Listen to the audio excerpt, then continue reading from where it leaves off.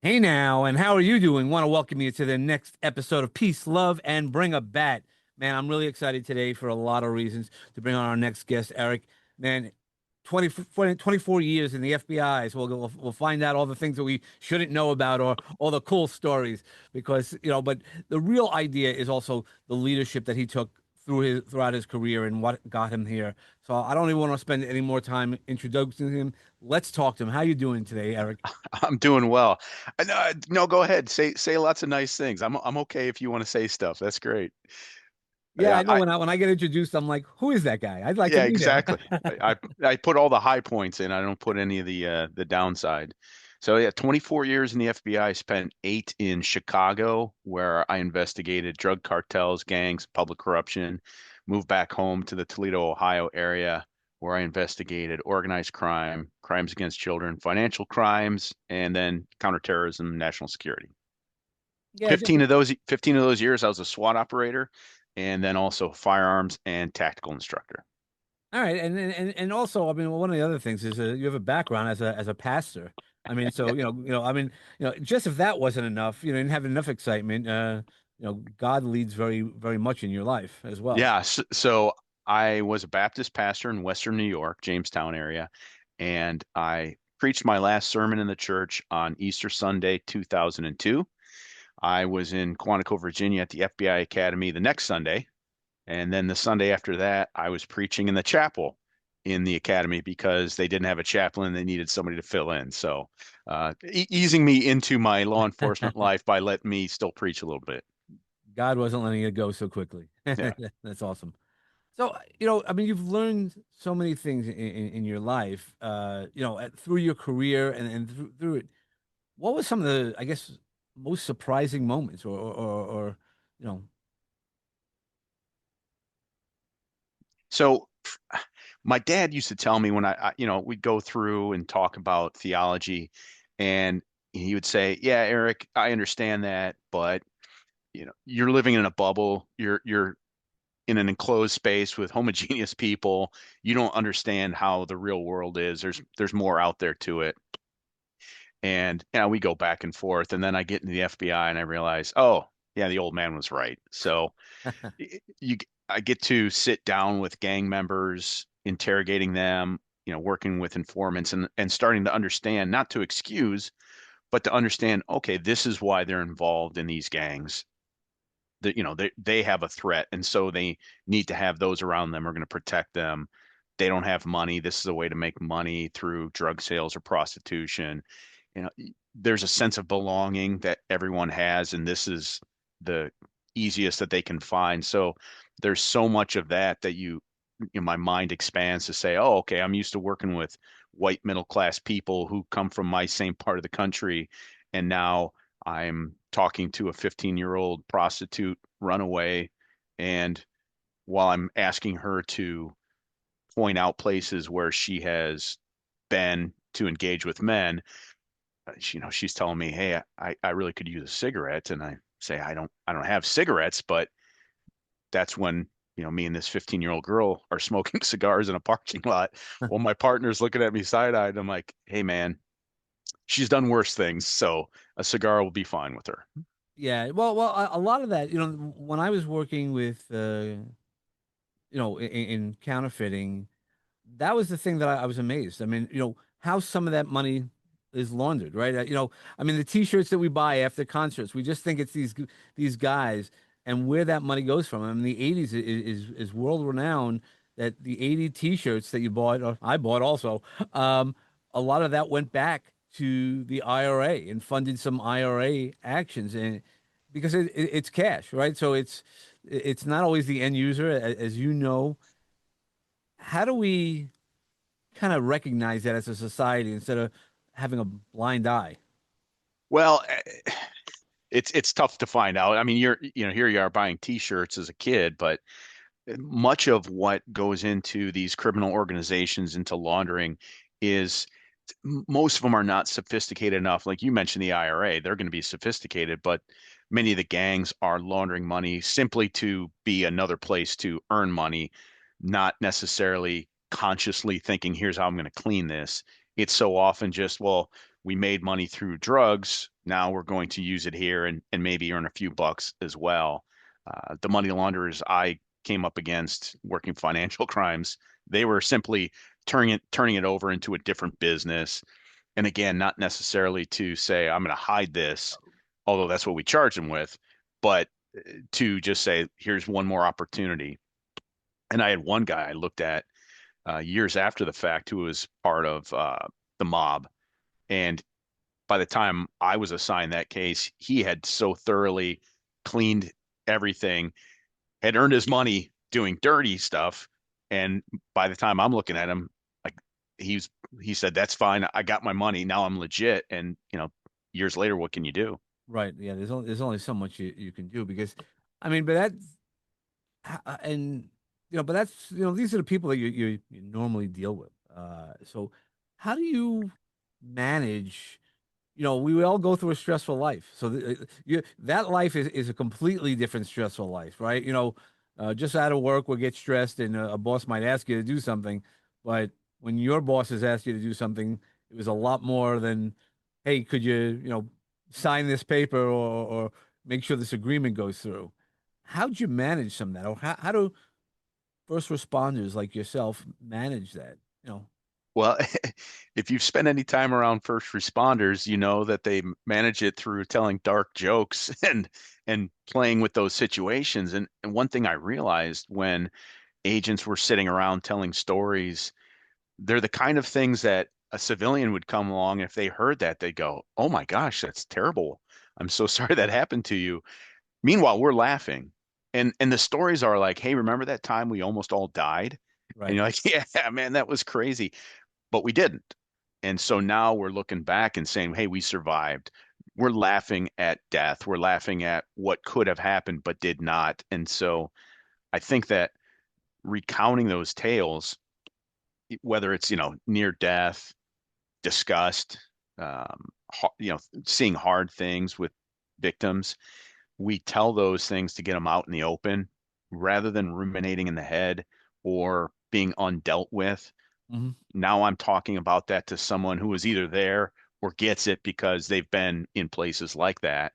And we're sharing that with each other of being survivors. We got through it.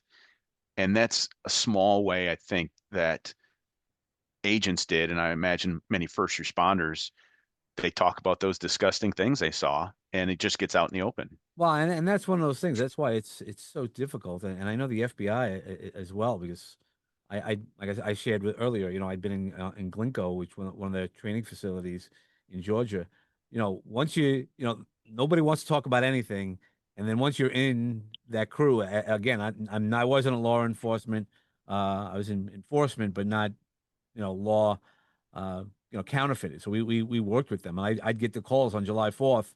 I remember one year, a CBP officer called me up. He's like, "Look, I got this whole bunch of stuff. I don't know what to do with it. What do you do?" I go, "July 4th." And he goes, "Yeah, I know. I got this thing." And I'm like, "Give me an hour, man." I go, I got a barbecue. Just give me a second. Give me an hour. And I got him the results. And we were able to, you know, he was able to then make a legitimate confiscation of counterfeit medicine.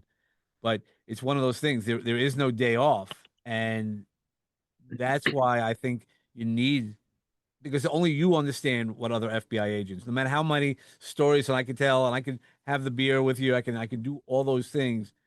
I still don't know what it's like when you go through those situations. And Yeah, and and generally you don't share those things. You might share the highlights, right? The right. funny parts of it. You're not going to share the part when you really were concerned for your safety. Yeah, and you highlight one of the probably, at least for me, one of the more stressful things about being in the FBI, especially being on SWAT, and that is that phone was tied to me 24/7. If I'm mowing the lawn, I'm pulling it out of my pocket, because I can't hear it buzz or ring, just to make sure I didn't miss something. And now retired, I knew that it would be a release. I knew that getting rid of that phone would be nice, but I didn't understand how much because when you're in it, you just accept that.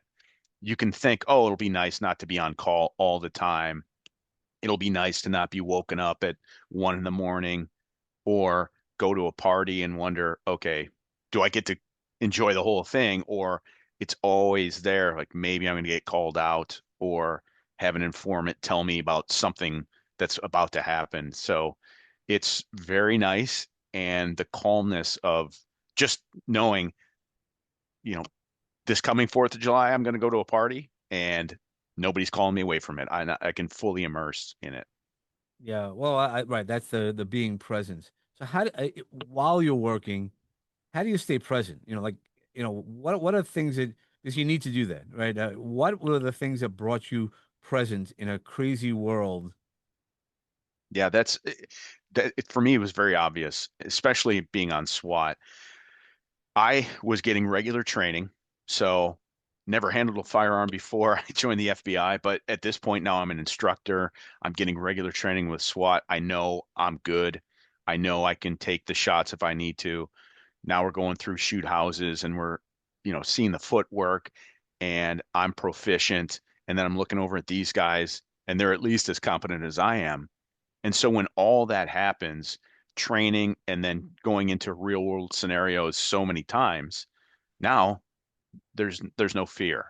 Mm, I'm not concerned. There's nothing in the back of my head reminding me that, oh, this is dangerous, be careful, because I feel comfortable in my competency. mm, And when that happens, now I can focus on the task. Nothing's nagging. I can just look and think, what's my job? And do I have the tools necessary to carry out this task? And so now when guys move, I know I'm next up. This is what I'm doing. I've rehearsed it. And so that allows me to be fully engaged with what I need to do instead of thinking about that, but also being worried about what else might happen. right, because it's the muscle memory, it's the trust, right? Yep. Building the trust on the guy or gal next to you, to really, know what they're doing, and because you've practiced with it. I mean, that's why that the blue line, whatever we want to call it. I mean, in military also, a lot of people who've experienced military combat are also in that because you've built that trust. You might not always like the guy next to you, the person next to you, but the trust is nothing. Liking and trusting somebody could be completely different in those Yeah. type of circumstances. Well, and then I've been there where we're intermingling with maybe a sheriff's unit or people that I've not worked with. And now, okay, now it's turned on in the Hmm. back of my head, like, I don't know what these guys are going to do. Are they going to get us in a dangerous situation? But when I'm with those that I know and we've been sacrificing our safety to protect others, and they've done it to me, I've done it to them, such a bond that I know if I make a move without even making a request, if I'm exposed, these guys are sliding right into place, putting their plates and their gun in a way to protect me. Yeah, well, right. It goes back to that. But so while you've put yourself on the line many times, but you also got some awards. I mean, the Attorney General. Could you tell us about that, or the things that led up to receiving a prestigious award like that? Well, I was fortunate to be part of two cases that were honored with the Attorney General Award, one in Chicago, one in Toledo. And the first one in Chicago was a significant case for civil rights in the city. And this was years after the fact. It was kind of like Elliot Ness going after Al Capone. There was a police commander in the Chicago police named John Burge. Books been written about him and what he did, but he and his crew would consistently torture subjects of crimes in order to get confessions. And these were almost exclusively black men. And while many of them were actually guilty, that's not what police do. Right. You just don't torture. So years after the fact, as they're doing this in the 70s and 80s, my buddy Jake had this case, and I'm on board with them. And we're going back 25, 15 years interviewing people about what took place. Not getting phone records, not getting bank records. Like the only thing we could do was interview. And it all stemmed because Burge was sued by one of those subjects, one of the victims in federal court civilly, and he testified that he had no knowledge of any torture going on. So, again, like Elliot Ness, we weren't getting him for the torture. We were charging him with perjury and obstruction of justice. So, now butting up against that statute of limitations where he had perjured himself on the stand, we're talking to many of these men who had spent time in prison, had already gotten out, and they're telling us the stories of beatings, of suffocation. One man talked about how he was handcuffed behind his back, and then a detective stood on the bumper of a vehicle and just lifted up on his arms till he thought they would rip out of the socket. And then there was the story that we could never prove and find a witness to of Burge, who was in Vietnam, bringing back one of the crank phones, putting the alligator clips on men's genitals, and then shocking them in their genitals until they confessed. So all of this went on. Coming up to the very end, we get him, and jury found him guilty of perjury and obstruction of justice. And I remember I was the man who got to put the handcuffs on him and arrested him. He was 61 at the time. I'm not far off of that, but I remember thinking like this guy looks so beaten and frail. He could hardly move. He asked me to be careful with the handcuffs because he had like a ganglion cyst on his wrists and stuff. But here's a man who had shown force and abuse for years and was broken. He spent, I believe, 4.5 years in prison and died soon afterwards. But that case was significant in bringing at least a modicum of justice to some of the victims. And mind you, many of these victims were actually terrible criminals too. But the whole point of it is Right. It doesn't police matter how, can't do that. right. Police can't do that. Right. It doesn't matter. The ends to the means, don't warrant it. And I'm a big fan of our police, and our law enforcement and first responders, on all levels. But right, there has to be a line. That's where I think we need to have those conversations. And I'm not going to put you on the spot, and but having those conversations when you see something that's grossly, it's not right. And what do you do when people in supervision are telling you things that you don't believe in your heart? Yeah. So because of that, and I was fortunate to have rarely, if like the only times I could count and consider that I saw an FBI agent go beyond was not egregious. It's the kind of thing that I called out, but it didn't. We weren't torturing people, but because of many of the injustices, many of the abuse of force that has taken place by law enforcement years ago, the Department of Justice added that into our deadly force policy, which agents read before every operation, anytime we may have an encounter. Now we're reading through that, and part of that, the substance of the deadly force policy is I can engage in deadly force if there is an imminent danger of death or serious bodily injury to myself or someone else.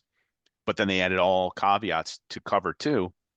One is the duty to step in if I witness another law enforcement officer engaging in that Mm. type of physical abuse.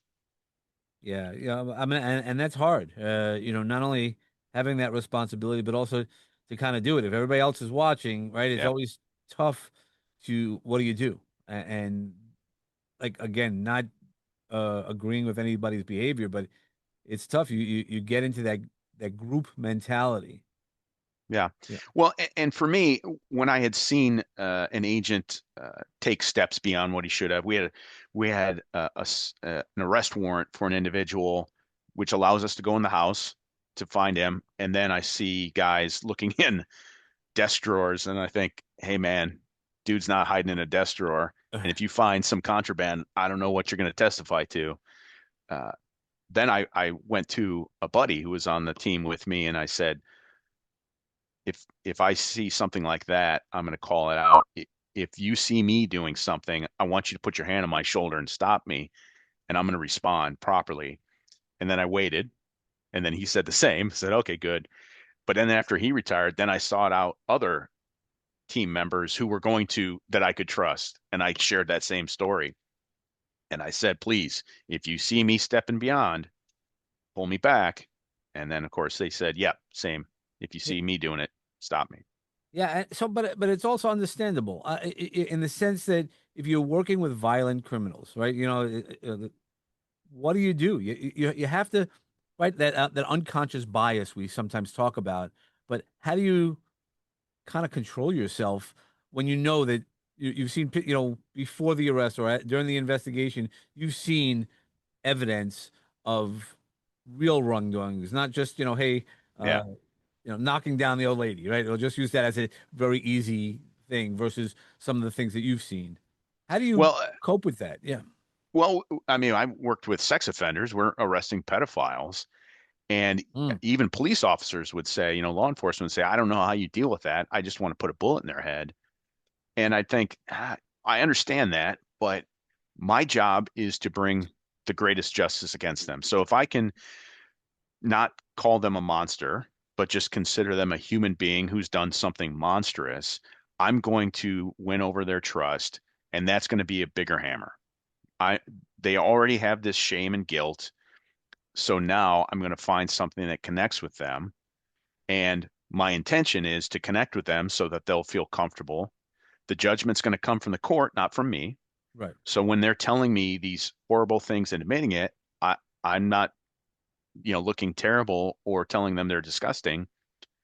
And so because of that, now I'm getting a bigger hammer because we've got the confession. And that was, for me, that was easy to do. Some of that was, bringing in pastoral skills Hmm. where somebody, if somebody from the congregation tells me something terrible, like, hey, man, I've been cheating on my wife for 15 years. Like, I can't go, Right. that's horrible. I hate you. Yeah. I have to listen. I have to be curious about where they're going to go with this, knowing that in some ways it's manipulative because the more I connect with you, the more you feel safe, the more you're going to bury yourself. And that's going to be the hammer. That's going to be the bullet in the head, not an actual one. Right. Yeah. And right. Two different positions, right? For somebody who met you in the pastoral side, you want to help them find redemption is my guess. Whereas on the other side, you want to help them find redemption just a little bit differently and meet a different, set of circumstances to help the victim of the end victim of the Right. crime, not necessarily to help these guys. They might think you're a good guy and you're one of the good ones, but you're just roping them in, giving them enough rope to hang themselves. Right. And there wasn't a lot of difference. You point this out. The people who would come to me in the church were ones who would say, I've done something I'm ashamed of. I've Yeah. sinned. I've done something wrong. Help me to change that. I want to be a better person. I want to repent. And the criminals were ones who said, yep, I'm doing that. And I acknowledge it. I'm going to keep going. And then we had to step in to force that repentance to say, you're not going to change, so we're going to make you change, and that's going to be through prison time. Yep. So, so that was one instance of, and you said you were on teams that won, and being we talked about sports right beforehand, right? So one of the greatest parts of that I've always heard from my veterans and law enforcement is being part of that team, and what does it mean to you when the team wins? So you'd received the Attorney General's award twice, but that's the first thing you said is the team. I was on teams that did that. Oh yeah, I mean, Yeah, I've right. You I've didn't worked win. at I've worked a couple cases where it was just me, but for the most part, I mean, even in the small things, at least in the FBI, we're collaborating. Where I'm asking a colleague, "Hey, tell me more about this case. I think I have an informant that can get on this guy." And the what the FBI seeks to do is to have diversity, not just gender, not just race, but it's also professional background. So, I'm a guy who came up studying the Bible, studying Islam, so I could connect with people. Now I'm talking with someone who maybe was a history major, Mhm. but that creativity allows for something beyond just that singular siloed line of thought. So we've got a lot of law enforcement, former cops in the FBI, former military, and they're great. They bring great perspectives. But if it's all that and there's nobody coming in with, hey, I had this situation when I was an art teacher or whatever it might be, that now we're lacking that. So in all these cases, even if I was the case agent and no one else was really co-case, I'm still at the very least relying upon everybody else to support during the arrest and search. And so all along the way, collaboration. Yeah, and that's part of the beautiful. But so you've collaborated with yourself to have your own book. Yeah. I know it's coming out. Why don't you tell us a little bit about that, please? It's going to come out in October, and the book is called Irreverent: From Saving Souls to Chasing Sinners in the FBI. There's my Cool. Father's Day gift behind me, and that'll be the cover. And it's the story of what happens when you take a Baptist pastor, pluck him out of the pulpit, and you put him in the FBI for 24 years. And I, I was just a common person, nothing special about me, but the FBI developed some great abilities, and I also got to be part of some amazing cases and experiences. So I tell the stories in a way that I think someone like you or anyone else can say, "Oh, I think I could have done that." That sounds like something I could do. And yet I also recognize when agents tell these stories, they we don't realize that's amazing. That's remarkable. And I could get on the phone right now and call a buddy and I say, "Hey, tell me a crazy story." And he go, "Yeah, okay." And I hang up and get the next guy on because all of these cases, they're going to take 4 months to 4 years. And if you take out all the dead time in there and just say, "Here's a highlight, here's this, and then there's that," put together, I think they come across as something outstanding. Yeah, no, 100%. I agree with you. I know when I, talk about my corporate career, right, it was 22 years. So at Pfizer and then 10 years at a law firm. You're like, all right, it happened, but there's so many great stories that come out of that you learned. What's one of the biggest things that you've learned? Uh, obviously there's many things you learned. Actually, before I ask you that question, what made you, so you're a pastor, what made you go from God to, leading elsewhere? Uh, I needed to find a job with less stress, so I Huh. joined the FBI. It was difficult for me. I was incapable of unburdening myself from people's problems, Mm, and it was nothing special, nothing different. But whenever people came to me and said, "Hey, I've got this going on," that stuck with me, and that resulted in me having stress-related headaches every mm. day for 2 years. And I knew I either had to make a change or my body was going to do something, and I didn't want to wait around to see what happened as I kept pushing through it. Yep. So, and the day I got accepted in the FBI, headache stopped. And that was a cue that, okay, this is the right choice. Yeah, sometimes we have to make the right choice for us physically. We don't know how we carry this stress. I just went through a period like that. I had the career. They gave me the golden handshake, and then I worked with a friend at his company, and it was very stressful. Mm. And then 2 months ago, I went to a cardiologist because I was told to. No, I was watching Good Morning America, and Sam Champion had mentioned it, and so I always credit Sam Champion. The way he said it. I mean, we're guys, so we always hear, men go check yourself, blah blah blah blah blah. The way he said it. It just hit me that morning, or my body recognized that.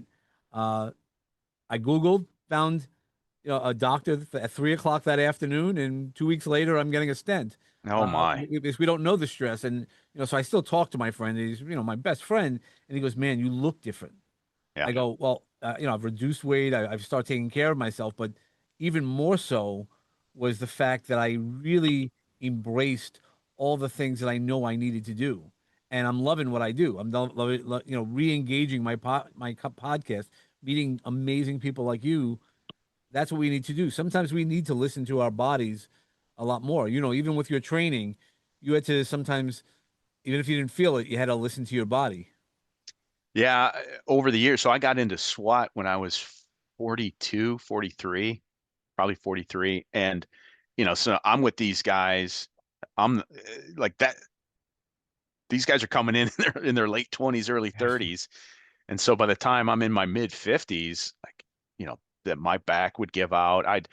I was a breacher, so I'm carrying a ram, already got, 30 pounds of gear on me, stepping out of a vehicle, left foot comes down and there's that sciatic nerve shooting up. And I'm like, I gotta break in this door, but I don't know if I can walk. So there was a lot that was difficult there. But part of that too is I knew if I was going to stick with this, I had to still stay in shape and be available because I didn't want to be that guy who just stayed on to get the free boots or, cool gear. Had to be available for my buddies on the team, and that meant staying in shape and capable. Right, they still relied on you, if you're feeling it or not feeling it, but Yeah. and then for yourself, for yourself, I mean, you look like a fairly fit guy, so even now that you're in retirement, you're still, you know, keeping some a semblance of shape and a workout program. It's that regimen that Yeah. once you keep it, as long as you're able to keep it, that's the powerful parts.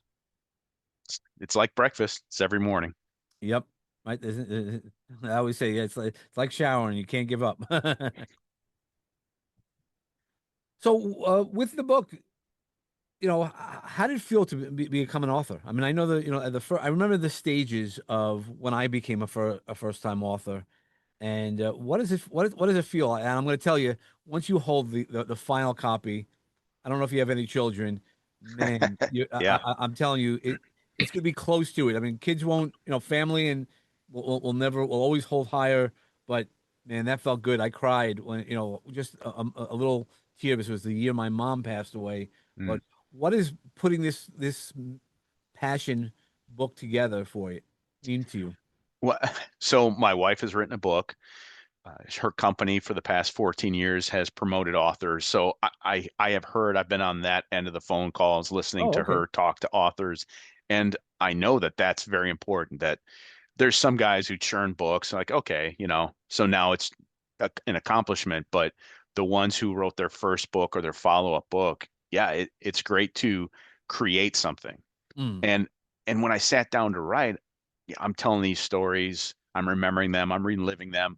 I was getting near retirement, so oh, this is great. This is me going through flashback through my career.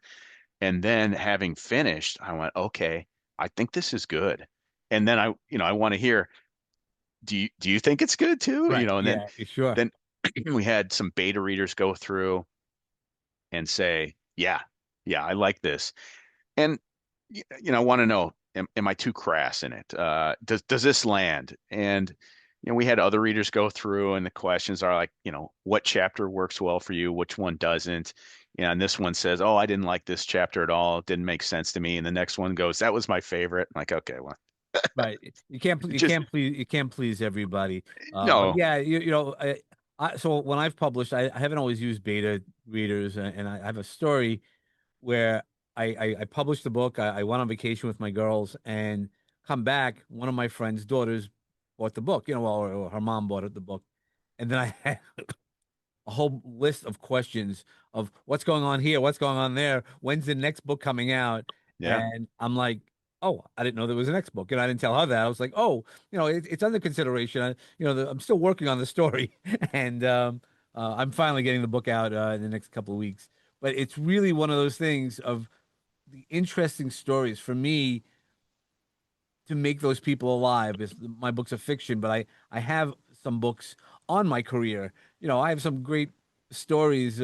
Just quick thinking, decisions when you have to make a quick decision, not a life and death decision, but it feels that way, right? Because you're on the life and death. That's facts. But when you're in a job that's stressful, it feels like life and death. Like, oh my God, you messed up, and everybody comes down at you. Yeah, and if you take away the boring times, and there's many days in the FBI where nothing's happening, I'm bored, I'm frustrated. If you if you made a movie about the average day in the FBI, it would be rated R for profanity because it would just be an agent, like yelling at tech support because the password doesn't work or something. Yep. And so there's that.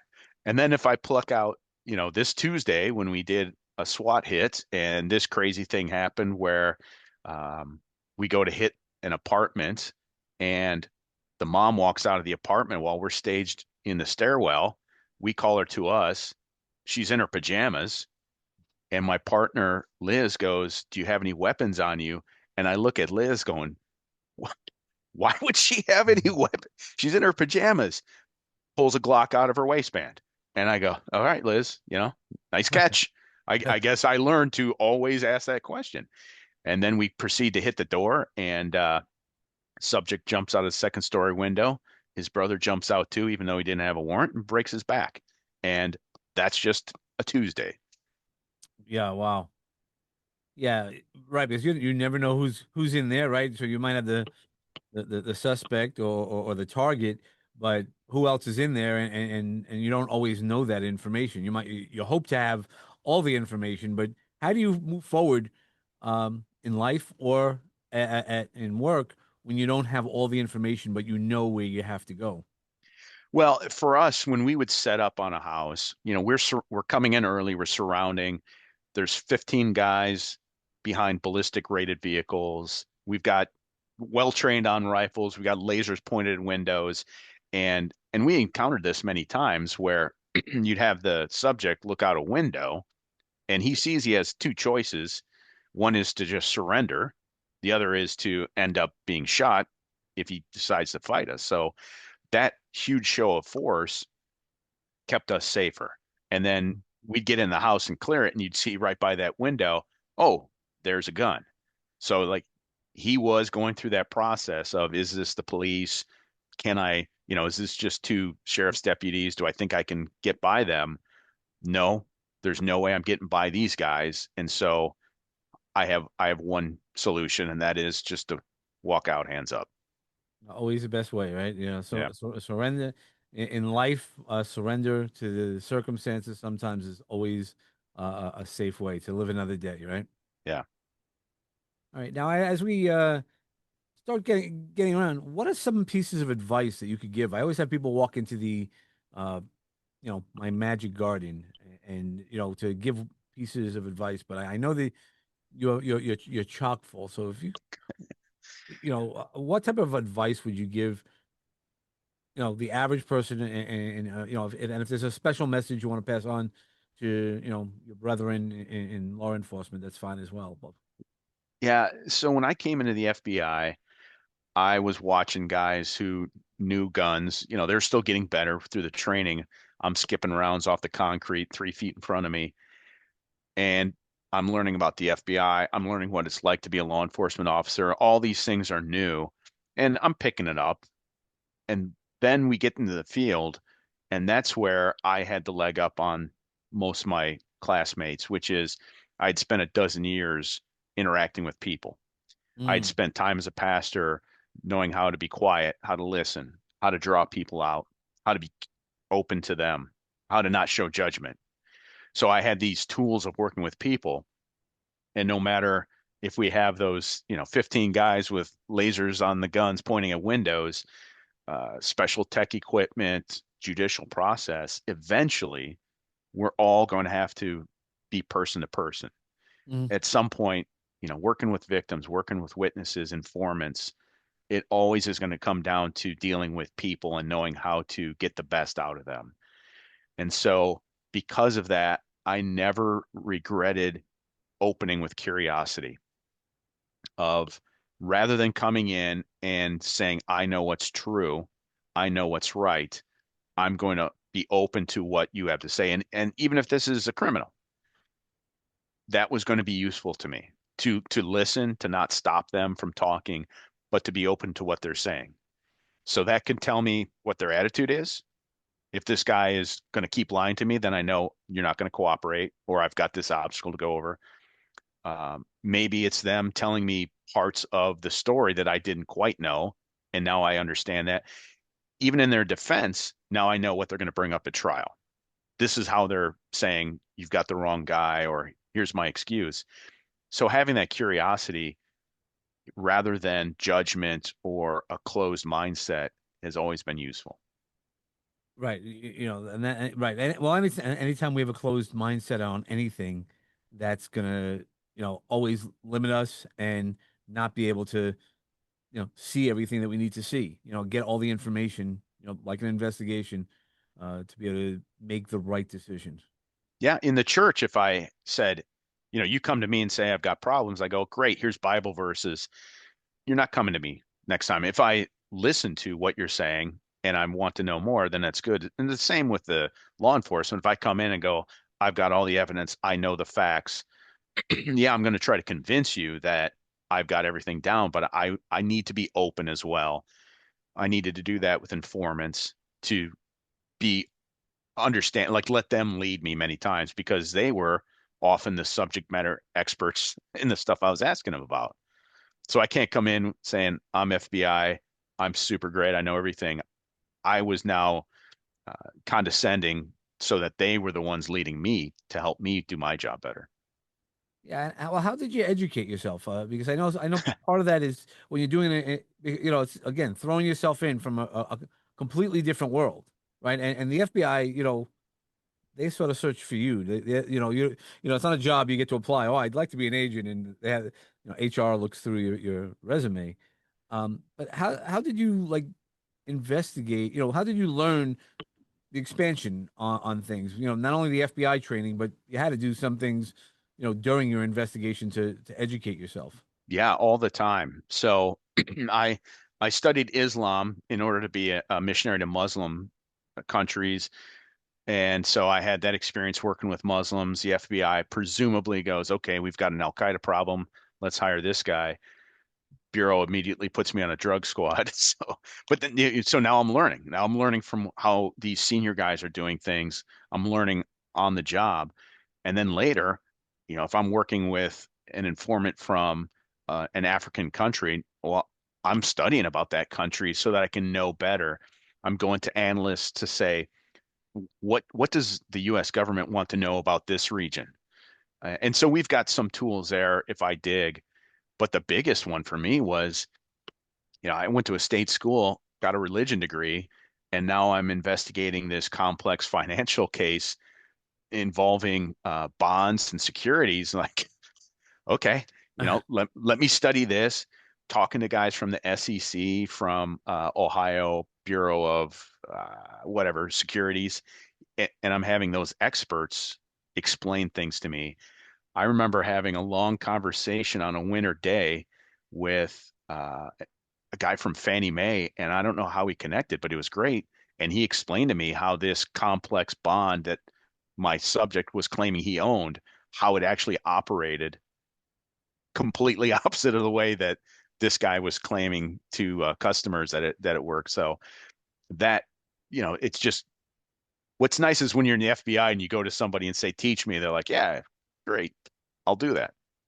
Yeah, no, and that's so much, but I think that's where you're really an expert in human intelligence, right? In a lot of ways. I mean, I know your trainings and things like that, but you really know a lot about the human experience. It's not just a situation of like, hey, this is what I see the evidence, but you also are looking at that human aspects of that, Yeah, of it all. yeah, and leaning upon those humans to educate me as well along the way, whether it's foreign governments that I know very little about, or securities and trades. Yeah, yeah. No, that's where we all got to be open to all the things that we experience. Now, so how can everybody find you? Well, they can find me a couple ways. They can check me out on Instagram. I'm at _Eric_Robinson. Or if they want to follow along and see when the book releases and get more details, they can go to my website, which is preacher2breacher.com. Okay, well, we'll make sure that's in the notes. And I just want to say thank you so much for your time and for the stories. I know we haven't even scratched the surface of what you bring to the plate on things. I can't wait for the book to come out in October. Thanks so much, Dave. I appreciate it too.